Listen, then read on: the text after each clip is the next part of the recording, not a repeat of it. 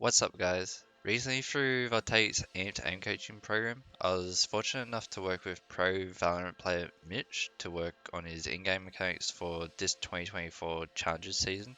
And through aim coaching, we were able to achieve significant growth in individual improvement. And if we were to compare our last year's performance, where we didn't aim train, to this year's performance via statistics, we jumped from a 0.94 rating to a 1.14 rating. And to add further context, last year's rating would put us as the 49th rated overall player, whereas compared to this year, we ended as the 8th best player in the Challengers League. And among the players in the in-game leader role, we were the best performing. And this massive leap in performance is partly due to a combination of a lot of different factors, but the one thing Mitch and I agreed on was that aim training had a big impact on how well he was playing this year. And so, since the season has ended, with me, thanks to Mitch, he has allowed me to share the 10-minute routine that we were using for his warm-up right before heading into those official matches. To access the routine, you click play at the top, then the training tab, search on the top left, and in the search bar you type Mitch warm-up routine, and it should be the first result, and you just click play at the bottom right. So the first scenario is Amare Strafe. The scenario is mainly chosen based on the role Mitch plays on Oxygen. He typically plays Flash Initiators, which is a fairly aggressive role that likes to thrive in chaotic engagements. And this scenario just happens to simulate the mouse movements and the types of actions you would typically be doing in those specific moments.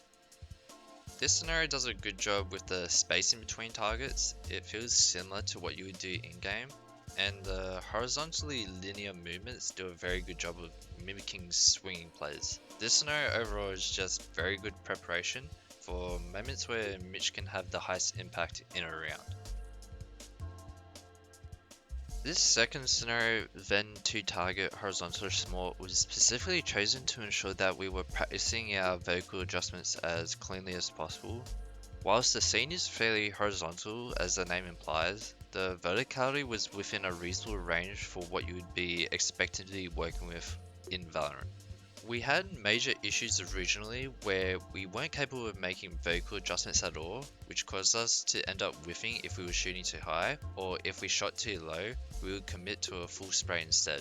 The discomfort of making vertical adjustments was something we tirelessly worked on throughout the whole program, and eventually we managed to integrate those recorrections into our gameplay, which made us a more fluid and confident player overall as the season progressed.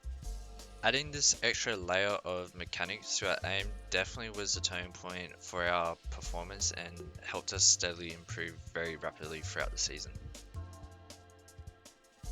VT Pulseshot Strafing is the third scenario, and this was one that Mitch personally requested, and it was to help with issues he would have when 2 or more players appeared on his screen, and he would panic with deciding which person he would need to prioritize shooting at first.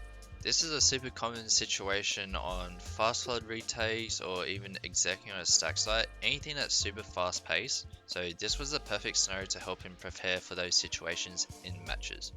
The core concept of this scenario is the emulation of pressure with the targets moving closer towards us. This is just to help develop our decision making speed to be quicker at discerning and prioritizing one of the 2 specific targets you want to shoot at first, and overall it makes us feel a lot more assertive with our aim as we're playing in-game.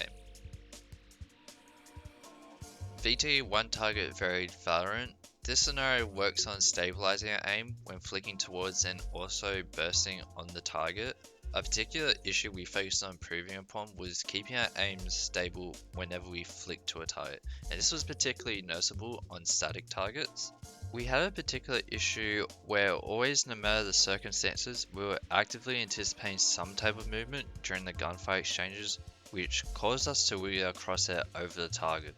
So to address the unnecessary wiggling that we did, we used a scenario that had regenerative health targets to help reinforce the concept of making sure that we're always staying on the target and not actively anticipating some type of unnecessary movements.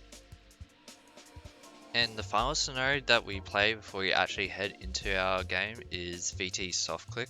This is a great scenario for horizontal micro corrections and is primarily focused on practicing the aim mechanics that are involved with holding angles. Because Mitch in general is a more aggressive player, he actually had less practice holding angles compared to the average player, and because of that we had a deficit in our reading skills, which was primarily being able to judge the movement speeds of the targets that he's aiming at. Being able to accurately judge the movement speed is super important because in the situations where you do end up misjudging, it causes situations where you are trailing behind the enemy when you're shooting, rather than being able to accurately micro adjust directly on the target to shoot them. And again, emphasis on this scenario being the last thing Mitch plays before heading to the match is really important because the precision of these micro corrections that you practice in this scenario is all about refinement that you want to be able to cleanly carry over into your official matches. Anyways, that is the whole 10-minute warm up. Hope some of you guys find this routine as useful as Mitch did. I hope you guys look forward to the next guys that are going to be shortly coming out soon.